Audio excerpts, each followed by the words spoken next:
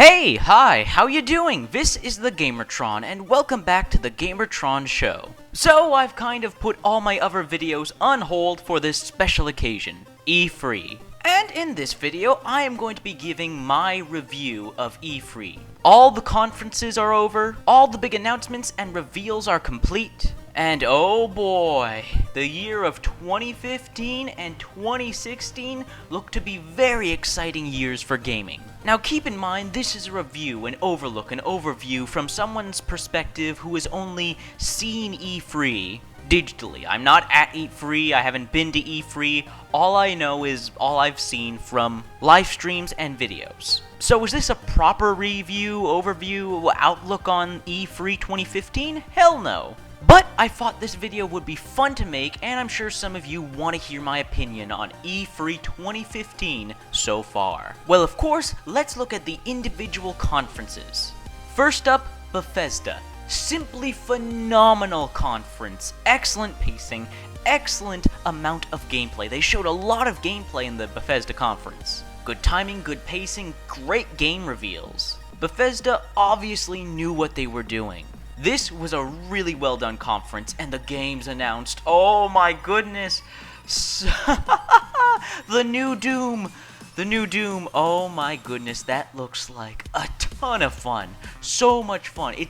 This could be the Doom I have been waiting for. The Doom that combines Doom Free with Brutal Doom. Oh my goodness, I am so excited for the new Doom. Dishonored 2 was announced. I love the first Dishonored. And in this new one, you'll have new powers and abilities, a new protagonist, Emily Caldwin, the Empress? From the previous game, the Child Empress? She's the new assassin? Oh my god, I cannot wait to see what deception and dishonor happens in the storyline of this sequel. Also, gameplay-wise, I cannot wait to see how the stealth looks and all the new powers, and Dishonored was so good because of its replayability, and I hope Dishonored 2 carries that legacy. And then, of course, Fallout 4. I have to say, Fallout 4 exceeded my expectations. I was just expecting more Fallout 3. That's all I was expecting from Fallout 4. Holy hell, did they prove me wrong? I mean, Bethesda, they didn't need to completely redo the character customization system as they did. They've completely redone it. They didn't need to have the protagonist have voice acting, give your player character voice acting, but they did it anyway. They didn't need to have weapon customization, but they're going to have it anyway. They didn't need for you to have a home that you can build and once again customize. But they did anyway, and I am incredibly surprised at the amount of customization and content that is on offer in Fallout 4. I am genuinely very impressed. But I am not hyped for it. Don't hype Fallout 4 out. It looks like it's going to be a really good game with a ton of content and stuff to do. Don't overhype it. Looks really good though. Up next, Microsoft's conference. And I have to say, Microsoft, they made all the right moves here. This is exactly what they needed to do after the whole debacle with the release of the Xbox One. You know, the DRM, always online, always on. Just all this crap nobody wanted with the Xbox One. They've really turned it around. I mean, backwards compatibility with free 60 games? That's a huge plus for Microsoft and Xbox owners. This gives people even more incentive to get an Xbox One now that they can play their free 60 games on it. Brilliant move. Gears of War 4 has been announced, and while that's kind of disappointing that they, again, won't let another franchise just end on a trilogy, I'm sure Gears of War fans everywhere are excited that they're getting a new Gears of War game. It looks like Gears of War. It's in the third person, lots of set pieces. However, I am genuinely surprised that the gameplay they showed for Gears 4 didn't have too much action. I was expecting blood, gore, chainsaw, lancer, locust killing action, and we got something very different. A lot of atmosphere building, a lot of slow movement, a lot of actual character development, so that really surprised me. Microsoft and Xbox owners are also getting a brand new IP, a brand new game was announced called ReCore, and it definitely looks interesting. Could be quite the adventure, but we need to see some actual gameplay, but the CG trailer that they showed was very good looking, very well done. A lot of cartoony, creative, and colorful designs. I like what I saw. And then we have Rare. Well, Rare For your 30th anniversary, you are certainly going all out. 30 games for $30. That is a steal right there. That is quite the bargain. Glad to see Rare coming back from the dead, bringing up all their old school games for a new generation to play, and for the older generations to relive nostalgic memories. And then there's their new game, a pirate MMO, I think? It's a multiplayer game. It's certainly online, and it's a pirate game. Is it an MMO, though? That we'll have to discover on our own. But a new pirate game. We don't have enough pirate games in the video game world. We have a lot of sci-fi games, a lot of fantasy games, not a lot of pirate games, not a lot of games with a pirate setting. So this looks like it could be good fun, especially for you Xbox folks. Then we had HoloLens. Holy shit! That HoloLens presentation just... Oh my god! I never saw that coming. Never expected that. That was amazing. That was astounding. Fantastic presentation. I'm never going to get one, never going to own one, never going to use one, but the presentation of HoloLens and how it worked together with Minecraft was simply incredible. Next up, we have the Electronic Arts Conference, and I have to say, people are being a tad too harsh on the Electronic Arts Conference. I mean, it wasn't that bad, guys. I mean, they showed a good amount of gameplay, especially for the new Plants vs. Zombies Garden Warfare and the new Star Wars Battlefront. Ooh, talk about a way to end a conference. Hell, I might as well talk about Star Wars Battlefront right now, since I'm sure that's what everybody wants to talk about, like, right away.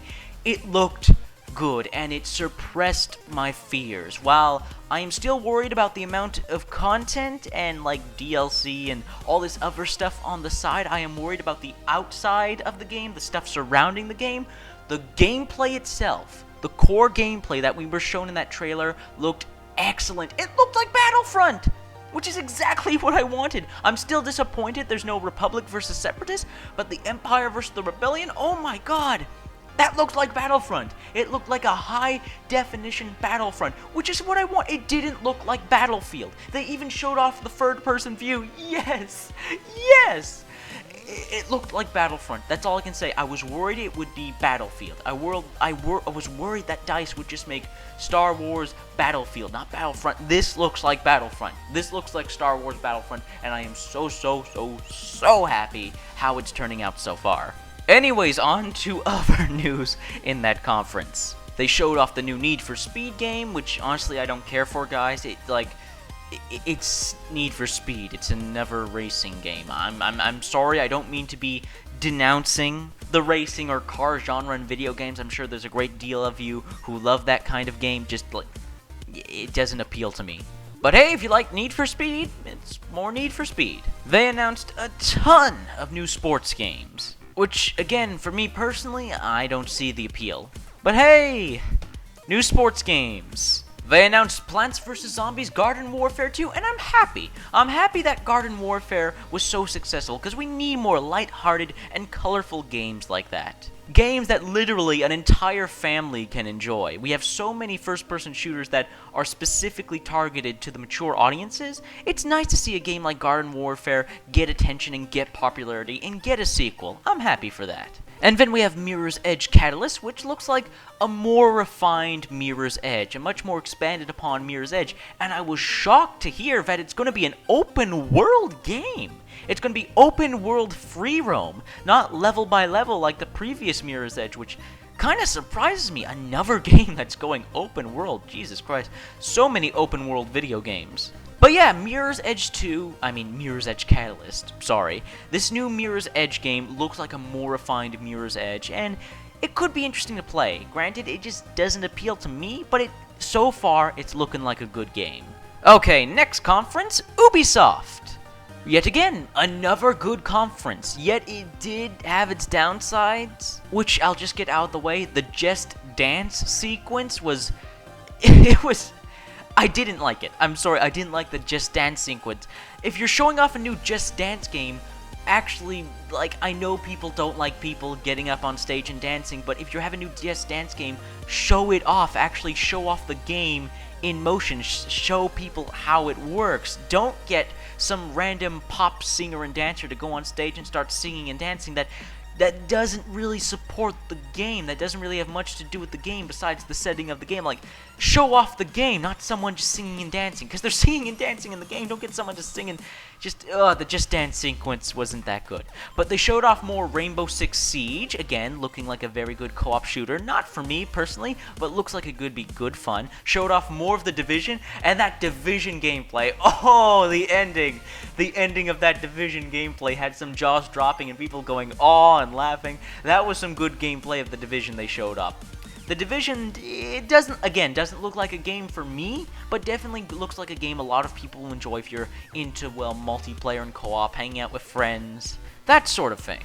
Ubisoft announced a new IP called For Honor, and For Honor looks friggin' badass. A multiplayer melee combat game? Let's just hope there's single player, and I'm sold. I mean, Knights versus Vikings versus Samurai? Friggin' badass. Of course, there was more information given on the new Assassin's Creed Syndicate, and it really looks like they're trying to own up to their mistakes in Unity. They're really trying with Syndicate. However, not enough gameplay, too many CG trailers. While the CG trailers look awesome and they're well directed, people want to see gameplay at E3, not CG trailers. Show gameplay. Doesn't matter if it's scripted or not, gameplay is gameplay. And then we had the big bomb dropped at the end of Ubisoft. The new Ghost Recon game.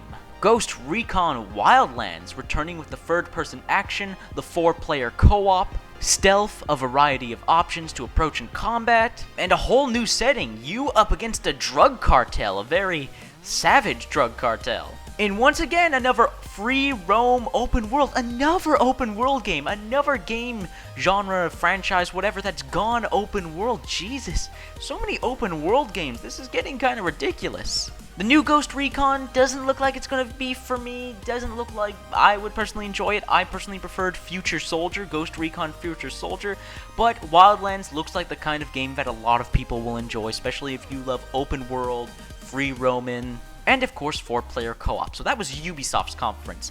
Now Sony's. Everybody loves Sony's conference, and it was a pretty good conference. I mean, for goodness sakes, they opened up the conference with actual brand new gameplay of The Last Guardian. About damn time, and I know some people, some friends, who are very, very happy to finally have news on The Last Guardian, and we have a release date, 2016. Sometime next year, you're going to be seeing The Last Guardian, and it's about time. They showed off a brand new IP, brand new game, Horizon Zero Dawn. And right now, I am very, very envious of all you PlayStation players out there. Horizon Zero Dawn looks to be an excellent game. Just from the gameplay and story that was presented in that trailer, God, I am envious. Then, of course, the new Destiny expansion was announced, and some more gameplay was shown of Uncharted 4, A Thief's End, and it's more Uncharted. Yay! More Nathan Drake. Yay! Lucky PlayStation players get to go on another adventure with the Nolan North voiced character. Pretty good conference overall. Well done Sony, well done Microsoft. Glad to see both companies and both consoles doing what they need to do to help grow this new generation of console players. After that, Nintendo's press conference. Nintendo being Nintendo, doing Nintendo things, I don't really care much. Moving on. The Square Enix press conference. It was okay. I'm really happy that there's a new Hitman game. I'm kind of confused if this new Hitman game is a sequel, a prequel, or a reboot or remake. Like, could they specify that? But it looks like more Hitman, which is freaking awesome. New scenarios, new assassinations, new ways to replay the game over and over again, either stealthy or action-packed. We get to play as 47 again, another Hitman game. Yeah, new Hitman game. Hitman's awesome, one of my favorite franchises, so I'd love to see a new Hitman game. I'm just curious as to where the plot, setting, story, where this all lies in the Hitman universe. Again, is this a prequel or a reboot remake? Like, what is this new Hitman game? That's what I'm curious. Where does it fit in the Hitman franchise? That's what I'm curious about. But definitely looks like a good game. It looks like it has all the essential elements of a Hitman game, which is excellent. They showed off the new Tomb Raider, which is looking to be more Tomb Raider. The first Tomb Raider was a pretty good game, even though I never played it. Pretty good, well-made game, and this looks to be the same. A lot of set pieces, a lot of platforming, a lot of Lara Croft defying death, like holy crap. She has got to be the luckiest or unluckiest woman alive. In a video game, that is.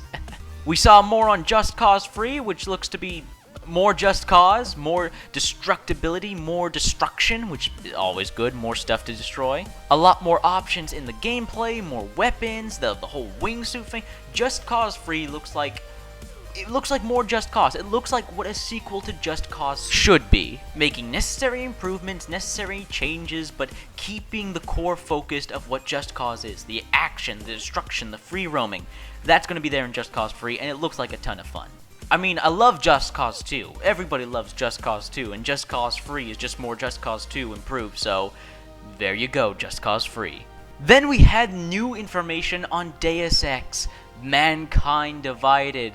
Ooh, I love Human Revolution, so Mankind Divided looks like more Human Revolution with a far superior graphics engine. Oh my god, this game looks gorgeous. Continuing the story of Adam Jensen with a bunch of new weapons, gadgets, and abilities. Mankind Divided looks like it's a ton of fun, has an interesting story.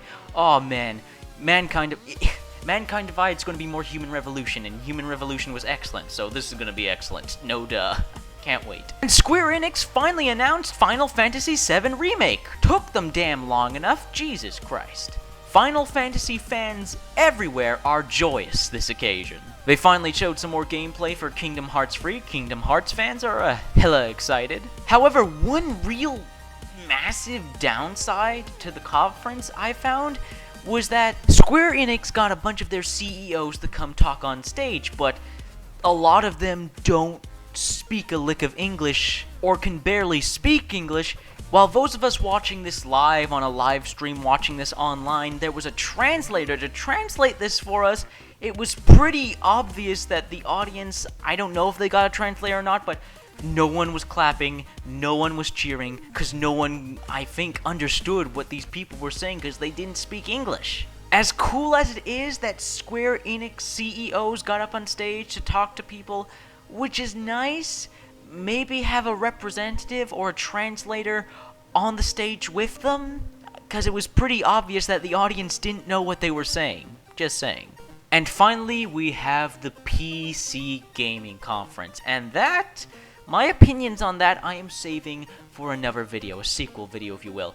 So, minus the PC Gaming Conference, E3 so far, all the conferences, the big meat, the meat of E3 overall, E3 2015 was pretty damn good. While yes, it had some hiccups here and there, that's always going to happen, this E3 2015 was excellent. It was really well done. The game announcements were big, they were grandiose. The gameplay they showed off was also big, grandiose. They showed people what they wanted to see. They showed the games people wanted to see. They announced the games people wanted them to announce.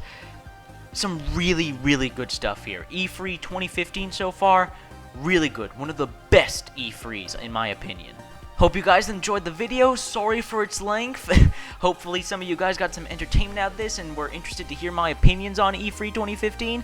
Thank you for sticking around and watching the video and listening to me, well, just review E3. So please leave a like on the video if you like the video. Hitting the like button helps you, helps me, helps everybody involved with the video. If you hit the like button, please leave a comment. What were your thoughts on E3 2015, the conferences, the games announced? Let me know your thoughts, feelings, opinions in the comment section below. I love getting comments. I don't get nearly enough comments. Please leave a comment. And finally, I am the GamerTron. I love video games. I love talking about video games. And if that's something that interests you, please consider supporting me and my channel by subscribing to me. This has been a video, and I will see you guys later.